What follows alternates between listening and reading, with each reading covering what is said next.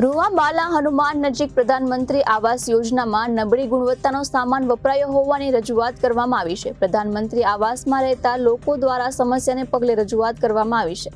ભાવનગર મહાનગરપાલિકાને રૂવા બાલા હનુમાન નજીક બનાવવામાં આવેલા પ્રધાનમંત્રી આવાસમાં રહેતા લોકો દ્વારા સમસ્યાઓને પગલે રજૂઆત કરવામાં આવી છે. રૂવા બાલા હનુમાન નજીક પ્રધાનમંત્રી આવાસ 2489 બનાવવામાં આવ્યા છે, જેમાં કુલ 40% લોકો રહેવા આવ્યા છે. ત્યારે 7 મહિના પહેલા સોંપેલા આવાસોમાં ઇલેક્ટ્રિક સામાન, પ્લમ્બરનો સામાન નબળી ગુણવત્તાનો હોવાનો આક્ષેપ કરાયો હતો. જો કે ગટર ઉભરાવી અને ગટર બ્લોકેજની સમસ્યાઓ સર્જાઈ રહી છે. છેલ્લા 3-4 મહિનાથી રજૂઆત કરવા છતાં સમસ્યાનો કોઈ હલ નહીં થતા આવાસના રહેવાસીઓએ રોષ ઠાલવ્યો છે.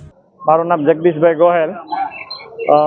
પ્રધાનમંત્રી આવાસ યોજના જે એરપોર્ટ રોડ ઉપર આવેલા છે, માનસ શાંતિની સામે, હજી લગભગ 3 મહિના થયા છે એને સોંપ્યા. એને ત્યાં પ્રશ્નો એટલા બધા છે, એની કોઈ હદ નથી. કારણ કે આખા જે બધી વીકુ છે એની અંદર લગભગ જ્યાં હોય એના બધે પાણી લીકેજ છે. એવા શિખાઉ કારીગરો પાસે જે પ્લમ્બર્સનું કામ કરાવ્યું છે, ઇલેક્ટ્રિકનું કામ કરાવ્યું છે, બાંધકામનું કામ કરે, એકદમ હાવ હલકી કુક્ષાની બધી વસ્તુ વાપરેલી છે. સાથે સાથે પાણીનો પ્રશ્ન મોટો છે. પછી અંદર મોટરો આવેલી છે, એ ભંગાર છે. એટલે લગભગ તો આખું જે કામ છે અંદર મોટો ભ્રષ્ટાચાર થયેલો છે. અને અમે વિજિલન્સ તપાસની પણ માંગણી કરેલી છે, એ સાથે આપેલું છે. એક નકલ અમે મીડિયાવાળાને પણ આપવાના છીએ. ને બાકી પ્રશ્ન તો એટલા બધા છે કે એની કોઈ હદ જ નથી. એટલે આવાસ યોજના એક ઘરનું સપનું પૂરું કર્યું છે મોદી સાહેબે, પણ નીચેના જે લોકો છે એ સપનું અમારું રોડી નાખ્યું. જય શ્રી કૃષ્ણ, જય માતાજી. મારું નામ વડિયા રૂપલ મેહુલભાઈ છે.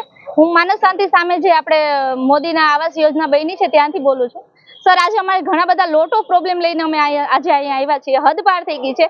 હજી રહેવા આવ્યા એને 1 મહિનો થયો છે અને લાદીમાં તમે જો, ટાઇલ્સમાં તમે એટલો ભૂકો, ક્યાંય માલ ભર્યો જ નથી. બધાની ટાઇલ્સ છે તૂટેલી છે. પાણી લીકેજનો પ્રોબ્લેમ છે. પાણી આવે છે, અમે અડધી કલાકમાં બધા આખી સોસાયટીને પાણી પૂરું પાડવાનું હોય છે. અત્યારે 40% લોકો આવ્યા છે છતાં પણ આટલો પ્રોબ્લેમ છે. અને આવે છે ત્યારે 11 વાગે પાણી આવે છે, રાતે 1-1 વાગ્યા સુધી પુરુષો નીચે બેસે ત્યારે અમે ઘરે પાણી ભેગા થઈએ છીએ. બરાબર. બાંધકામની દ્રષ્ટિએ, ગુણવત્તાની દ્રષ્ટિએ એકદમ નબળું બાંધકામ છે. અને બધાના ઘરમાં, સોસાયટીમાં એક પણ ઘરે એવું નથી કે જ્યાં પ્રોબ્લેમ ન હોય. બધે પ્રોબ્લેમ છે. અને કાંઈક ને કાંઈક લીકેજનો પ્રોબ્લેમ, પાણીનો પ્રોબ્લેમ, ટાઇલ્સનો પ્રોબ્લેમ, લોટો પ્રોબ્લેમ. સોસાયટીમાં સફાઈ કામદારો સફાઈ કરવા માટે આવતા નથી ક્યારેય પણ. ગેંડીમાં તમે જો લીકેજનો પ્રોબ્લેમ બધી જગ્યાએ. બરાબર. એટલે ઘણા બધા પ્રોબ્લેમ. આજે ગટર ઉભરાઈ છે. ભાઈ પ્રસાદરામ કિલાવત મારું નામ છે અને હું પ્લોટ નંબર 33 પ્રધાનમંત્રી આવાસ યોજના માનસ શાંતિ પાર્કની સામે રહું છું. બરાબર. મારા વાઇફ છે પ્રમુખ છે ત્યાંના. અને અમે લોકોએ બધી અરજી પહેલાં મૌખિત આપી હતી, પણ કોઈએ ધ્યાન આપ્યું નહીં. BMC ઓફિસે સ્વતઃ મળે ઘણી વાર અમે ગયેલા. બરાબર છે. ત્યાં પણ આવતા એને કહેતા આવીશું કરી જશે, આવશું કરી જશે. 3 મહિના તો બધા ખાલી એમ જ કહેતા હતા કરશું. કોઈ કરતું નથી. અમને કેવી તો અમને એમ કહે છે કે ભાઈ તમારું આમાં આવતું નથી. પર્સનલમાં જે ફ્લેટ વાઇઝ હોય છે, બરાબર, લીકેજ તો એમ કે તમારે નથી આવતું. તમારે ખાલી કોમનનું ધ્યાન રાખવાનું. હવે અમારે બધાનું ધ્યાન રાખવું પડે.